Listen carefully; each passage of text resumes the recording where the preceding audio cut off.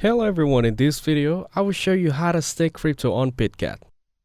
First, go to the Bitget website and make sure you're logged in. Then, click on Earn from the top menu. Next, click on Chain Earn to access the staking options. Now, scroll down to the page to view the list of available coins. Here, you can check Earn Coins APR annual percentage rate to see how much return you can potentially earn. Once you find the coin you want to stake, click on the Stake button next to it. Enter the amount of crypto you wish to stake.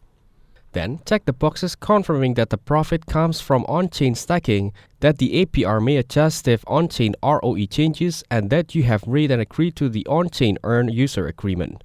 Finally, confirm your staking action. Your crypto will now be staked and start earning rewards based on the selected coin's APR.